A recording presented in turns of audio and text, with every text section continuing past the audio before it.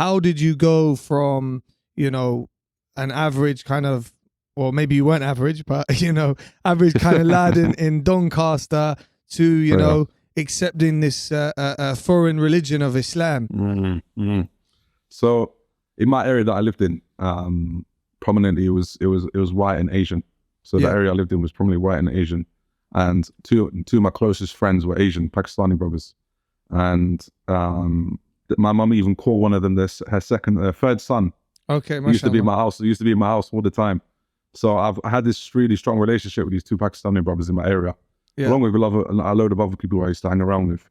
And my first glance at the Deen was through them. Like, I used to go around to his family's house. I used to see them breaking their fast. I used to see certain things. That was my first glance at Islam. You know, there's a lot of people in Doncaster, maybe not so much now because it's a city and it's a bit more diverse.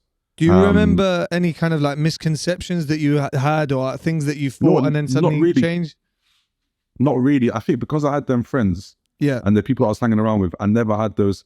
And I think my generation was a changing generation. I genuinely believe that, in the sense that there was no negative thoughts to other races or other, like, that's just how my mum brought me up. Originally from South Africa, my mum, she's a social worker. She's worked with a lot of different backgrounds. My mum's always brought me up around being tolerant for other people and other religions.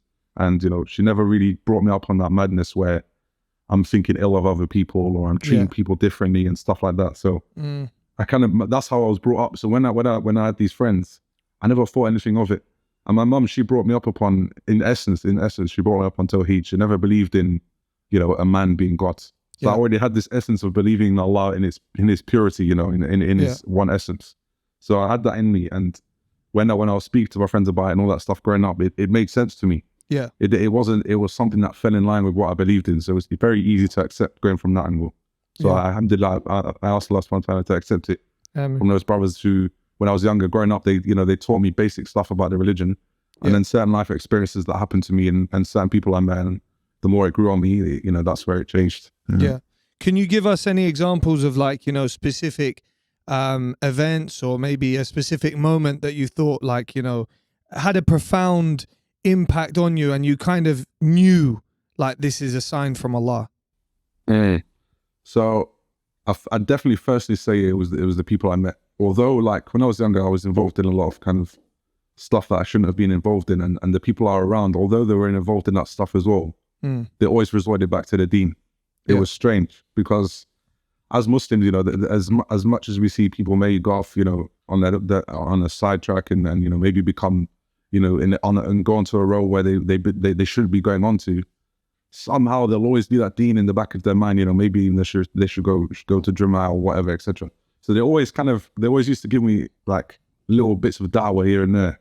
Yeah. And it was making sense to me. There was nothing I could really argue back to what he was saying, because my mum, she brought me up upon, like, kind of believing in Allah, and that's it, and believing that Isa alayhi salam is a messenger of Allah. And that's kind of what I grew up on. And instinctively, I kind of, when we used to have late night debates and arguments. No, I'm not having it. Like, I just wasn't, I wasn't really ready to accept it. And I think a lot of that was down to accountability in terms of what I was doing in that moment of time. I can't really be a Muslim, you know.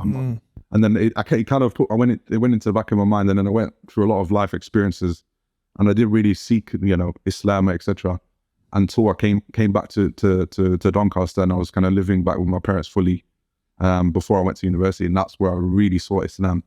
And I actually went to Aqidah classes before I was Muslim. So there's this young brother who was in my area. He used to do durus, like, about Aqidah and stuff like that. So I went to it, and he was, you know, he was talking about Allah being above his arsh, etc. And I was like, okay, this makes sense. And I was, you know, qadr and all of those things. He was teaching me about these things, and it was making sense to me. So I went to like, I think 3 of them, and it was like every week. And then I went to all 3 of them, and I was just, every time I went, I just sat there listening to them because he was doing the class and everything. And then afterwards, I'd go to him with questions. I'd ask him questions, you know, like, what is this about Islam, etc., etc. You know? And then after 3 weeks, I went to Jummah. I wasn't Muslim as well. I went to Jummah, and there I really saw, you know, I saw brotherhood, I saw companionship, I saw people from all nations of the planet. Because there's a masjid which is in the center of Doncaster, which is quite mixed. Okay, it's very mixed. It's like it's in this council estate, like just next to the train station. Yeah. And I went to it, and I went there, and the adhan as well. I still remember it. MashaAllah. It reminded me of the muadhin in Mecca, and it just sounded amazing on Mubarak. And that resonated with me, that drama, and it really showed me the beauty of Islam, you know, the brotherhood, you know, and the people I was meeting after that.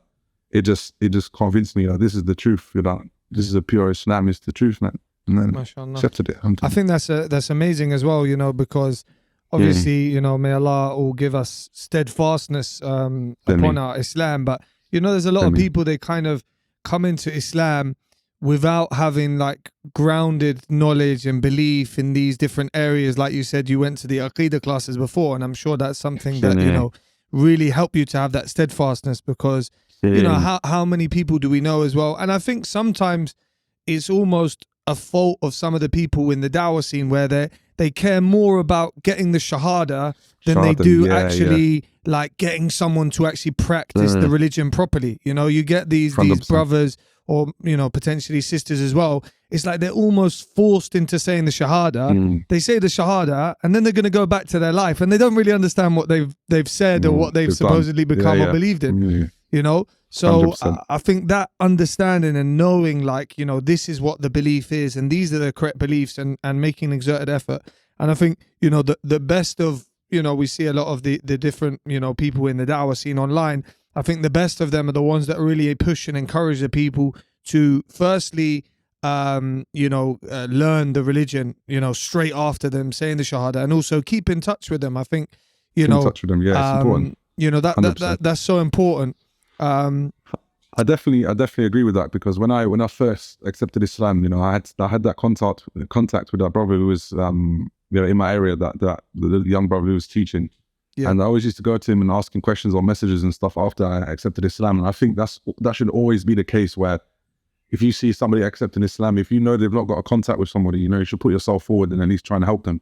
Because not only are you going to help them, you're going to help yourself on the Yawm al-Qiyamah and on the Day of Judgment. You know, you potentially might have endless amounts of deeds. You know, if you even just teach them one little thing of you know, of their daily routines of ibadah or something, you know. So it shouldn't just be a thing of, they're Muslim now, and alhamdulillah, they're you know, they're in the ummah, they're there. But at the same time, take it upon your shoulders and have that responsibility of, you know, teaching them the religion, because the reward is endless, man. Yeah, definitely. I like when I see brothers taking shahada in the masjid, immediately I'm up there and I'm speaking to them, and I'm saying, you know, take your time. Take your time. We should enter wholeheartedly. We stop things as soon as possible, and we start doing the things that we need to do. But at the same time, don't over exert yourself in certain aspects. Yes, pray your 5 salah, do all of the things that is incumbent upon you. But don't overly exert yourself in the sense that you're going to lose yourself. You know, revert burnout, I would say. Revert burnout. It can happen. I've seen a lot of people, you know, they've accepted the deen, they've had that little burnout, and then before you know it, you know, they've not had that support and that murabbi or somebody to just be there for them, and then they just, you know, they start finding it difficult. Definitely. Alhamdulillah. Ni'matul Islam.